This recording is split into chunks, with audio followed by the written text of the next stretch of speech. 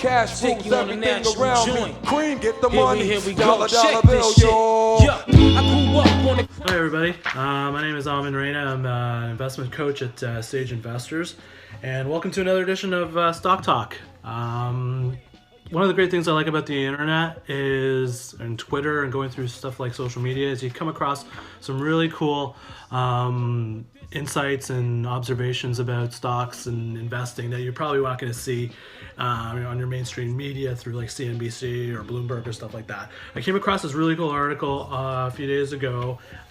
It's called "A Dozen Things I Learned About Business from RZA, the founder of Wu-Tang Clan." And I thought, okay, hip hop and investing. Let's put that together and see what we can come out with that. So I thought, okay, this is cool. I want to dive into this and take a look at it. And it was actually a really cool article talking about some of the things that RZA, aka Robert Fitzgerald Diggs of Wu-Tang Clan, has learned and in his time as being a musician, but more importantly a businessman, and a lot of sage advice he's learned and developed in his time, and it's quite the links to investing are quite interesting. So this gentleman here, Mr. Trent Griffin, wrote an article on it in 25 IQ. I'll tweet it out later on after we're done here, and you can have a look at it.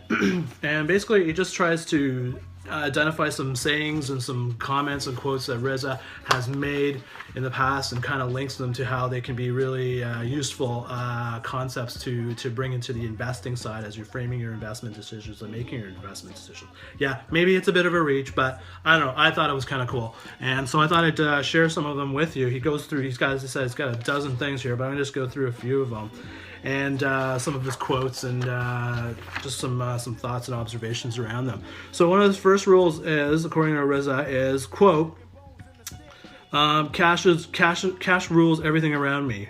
We told him in the old days, cash rule everything around me, but it don't rule me.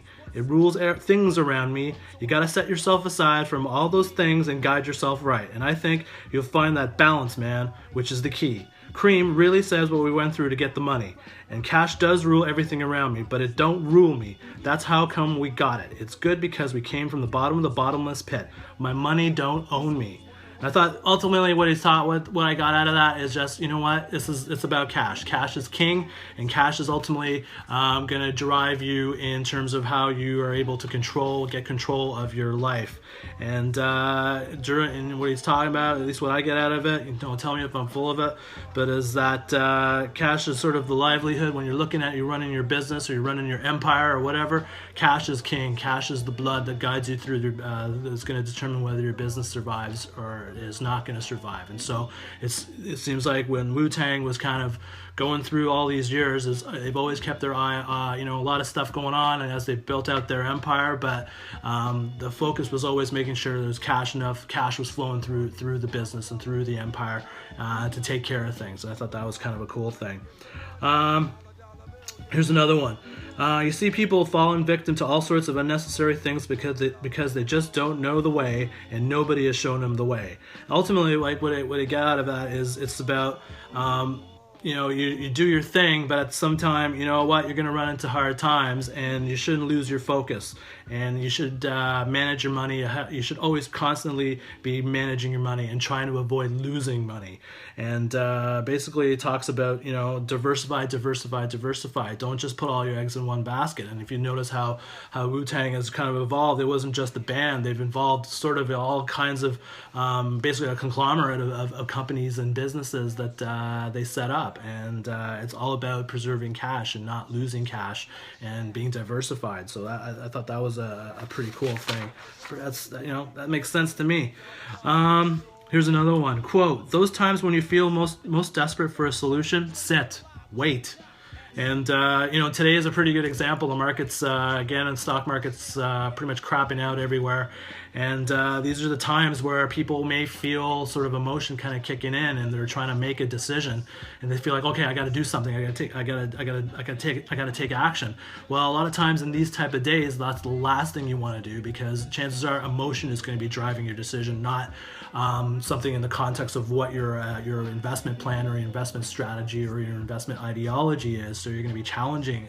So you have all these biases hitting your face. So a lot of times is when you feel like you're desperate, desperate times call for desperate measures. That's the last thing you want to do, and that's what I get out of what Riz is telling me with there.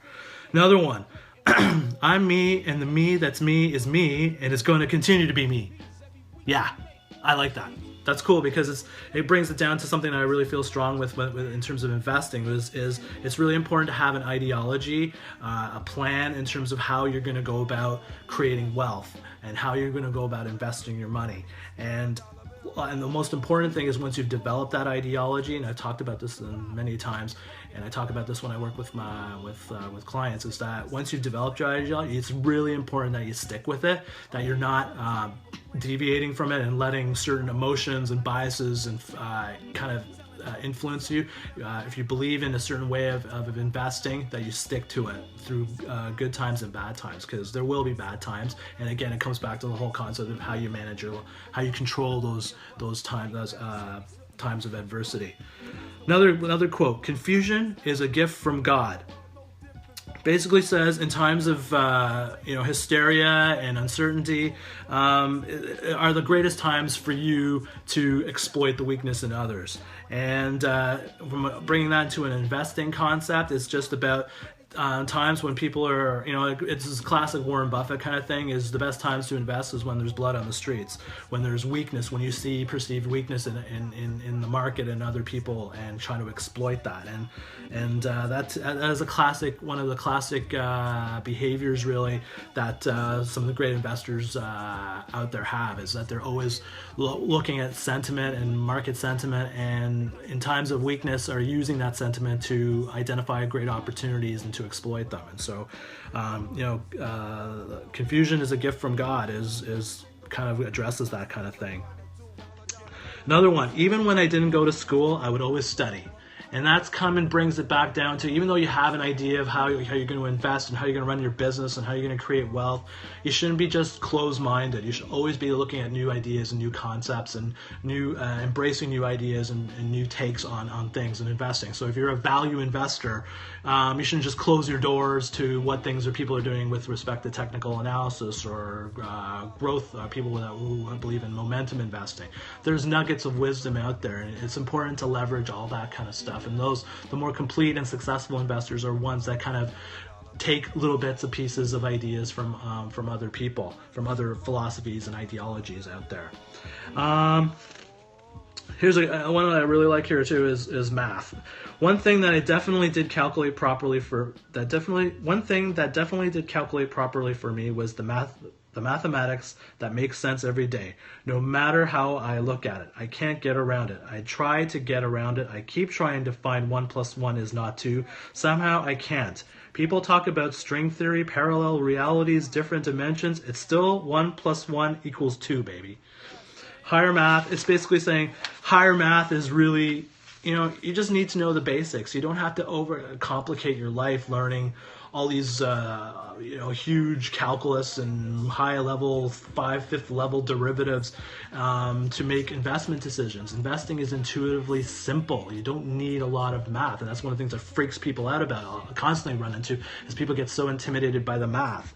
And reality is, math, you just need to know a few core fundamental formulas and concepts and some associated ratios around it, and that's all you really need. You don't need high-level math. You don't need to have a PhD in math to be a really good investor. And Rizzo's kind of speaks to that. And he says, just keep it simple. Just know the basics, and you're probably going to end up pretty good. And I try to do that in a lot of my investing now. I try to, as much as I know a lot of math from my background and everything, I don't leverage all of it in terms of formulating investment decisions. A lot of the psychology and a lot of the emotional side of things also factors into things and into making a good investment decision. So I thought that's a pretty strong statement from Riz's perspective. And the final, I'm going to give you one more. P. Diddy said in one of his old songs, quote, "More money, more problems. More money, more problems. You know what I mean? Sometimes the simpler life is better for you." And one of the things that's cool is like when as investors, when we get on a really great run, is that we start getting a little cocky. We start thinking, you know what, I know how to do this. You know what, I invested in Apple, I made like 50% on it. I know how to do this. I can now invest in foreign exchange derivatives. I can invest in soybean products, soybean derivatives and options and tradings. A lot of times, simplicity is just the way to go. And we get kind of bogged into these, or we kind of get sidetracked or run off on a tangent into other investing ideas and concepts a lot of times, and that just causes lots of problems. So keeping it simple, basic, fundamental, core, like when you're looking at investments, looking at core, basic, simple, easy to understand products is usually, your chances are you're going to make better investment decisions that are involving products and ideas that you understand. So I think that's where it goes with that. So that's all I got for you today, and I thought it was a really good article. And talking about, it's just a lot of times you just don't have to listen to a bunch of talking heads on Wall Street to get insight in terms of finance and investing and life as an essential. It's around you, and there's all kinds of perspectives out there, and it's really important to hear those perspectives because they really formulate and frame how you're going to make your investment decisions. So something I thought I'd share with you. If you want to have a chat, check out my website, www.sageinvestors.ca. You can follow me on my Twitter handle @sageinvestors, where I pretty much comment on various market issues of the day, and also my personal tweet, personal trading and investing decisions. I tweet everything out under #trades2016. So that's all I got for you today. My name is Amin Reina, and I'm an investment coach at Sage Investors, and I'll catch you again another time. Take it easy. Yo. A dollar bill, yo. Cash moves everything around me. Green, get the money. Dollar bill.